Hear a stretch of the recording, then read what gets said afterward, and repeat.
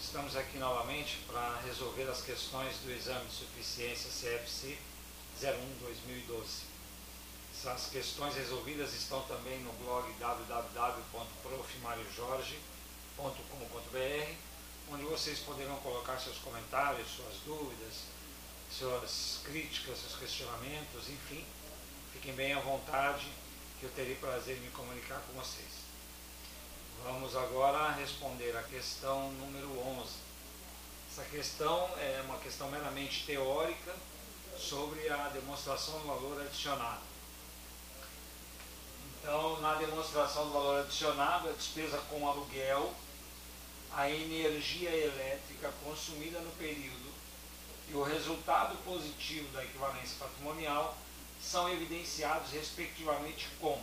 Eles dão aqui algumas opções de classificação desses itens na demonstração do valor adicionado. Então, a melhor maneira que eu encontrei para explicar essa questão é, primeiro, olharmos o que é uma DVA, pelo menos a cara dela, o jeitão. Em seguida, nós vamos detalhar os itens, pelo menos os principais itens dessa DVA.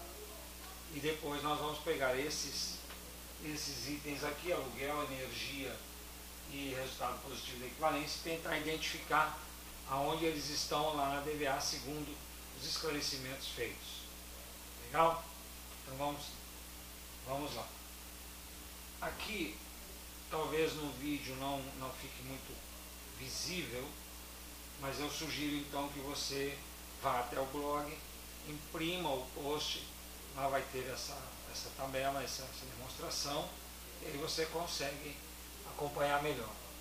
De qualquer maneira, tentei colocar aqui um modelo completo da DVA, onde eu tenho primeiro o grupo das receitas, em seguida os insumos adquiridos de terceiros, eu vou subtrair isso da receita e vou encontrar o valor adicionado bruto. Com esse valor adicionado bruto, em seguida eu tenho depreciação, amortização e exaustão. Eu faço então o valor adicionado bruto menos a depreciação, exaustão e amortização, é um ajuste. E tenho o valor adicionado líquido produzido pela entidade. Muito bem. Em seguida eu tenho valor adicionado recebido em transferência. E aí o valor adicionado total a distribuir. E daqui para baixo, a distribuição em 4 grupos. Pessoal, governo, que são os impostos, remuneração de capital de terceiros e remuneração de capital próprio. Em seguida, nós vamos ver então o detalhamento dos principais itens de cada grupo desse daqui. Antes disso, vamos dar uma olhadinha no que diz o pronunciamento sobre DVA, que é o pronunciamento número 9. Então, demonstração do valor adicionado. O valor adicionado representa a riqueza criada pela empresa, de forma geral, medida pela diferença entre o valor das vendas e os insumos adquiridos de terceiros. É o primeiro e o segundo grupo lá, receita menos insumos adquiridos de terceiros. Inclui também o valor adicionado recebido em transferência, ou seja, produzidos por terceiros e transferidos à entidade. Então, a primeira coisa que eu faço na DVA é identificar o valor da riqueza gerada. É a receita menos insumos adquiridos, mais os valores recebidos em transferência, que são as riquezas geradas pelos outros. De maneira geral, a DVA demonstra o valor da riqueza gerada pela empresa e sua distribuição entre aqueles que contribuíram com a sua formação. Uma vez definida qual é a riqueza gerada, eu vou então fazer a distribuição para aqueles que contribuíram. O valor adicionado, conforme esclarecido no parágrafo anterior, é distribuído para 4 grupos. Pessoal, que são os funcionários, governo, são os impostos, taxas e contribuições, bancos e fornecedores, que é a remuneração de capital de terceiros, aqui entra juros, aluguéis, e remuneração de capitais próprios, que são os acionistas, os sócios e acionistas. Então, detalhando um pouco, nas receitas, nós temos lá a venda de mercadorias, produtos e serviços. Aqui então a receita é o primeiro grupo lá, que eu vou para que eu possa demonstrar a geração de riqueza, eu vou primeiro apresentar aqui as receitas. Então, é o valor das vendas brutas com impostos incidentes, IPI, ICMS, PIS e COFINS, menos as devoluções e abatimentos, ou seja, a receita realizada.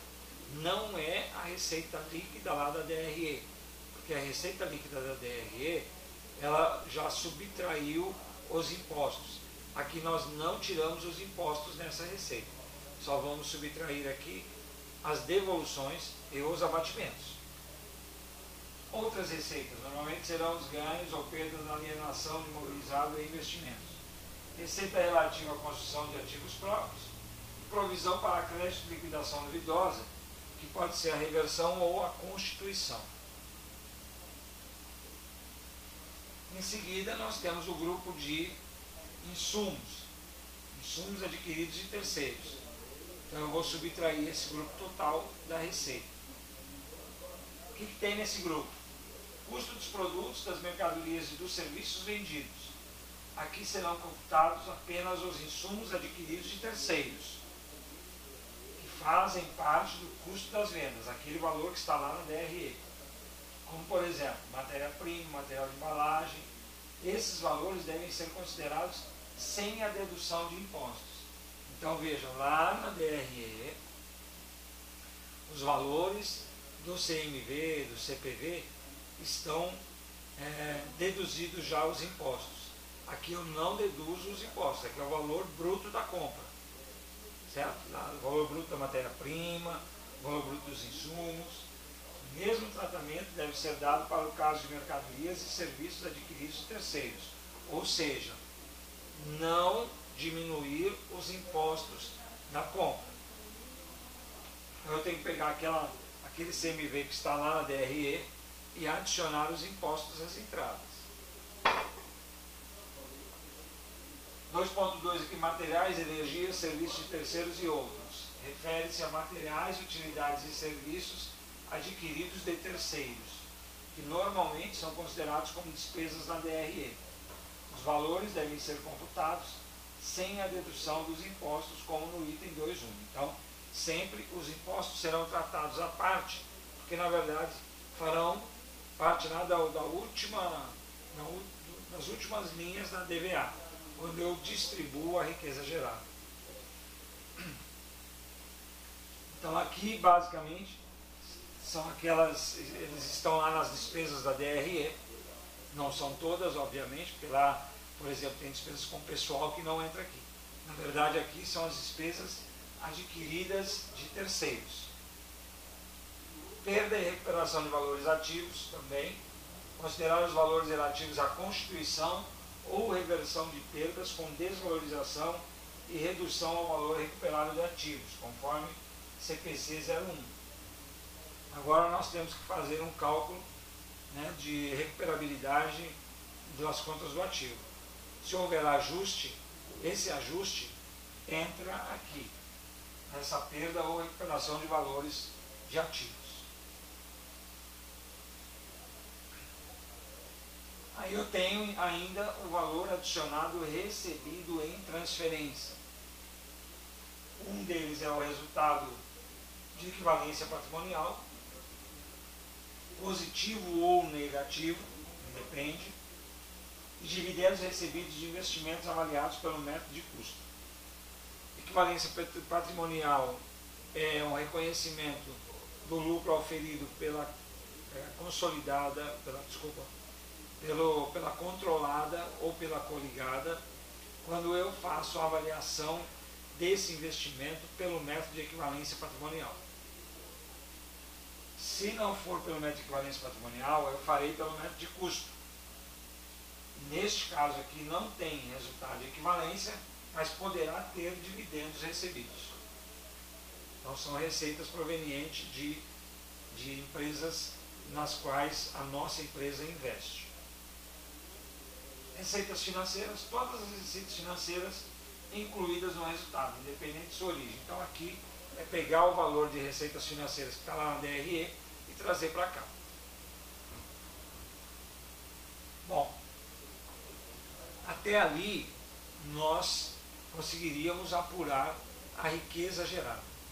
A partir de agora nós vamos pegar essa riqueza e vamos distribuir para aqueles que contribuíram para a sua geração.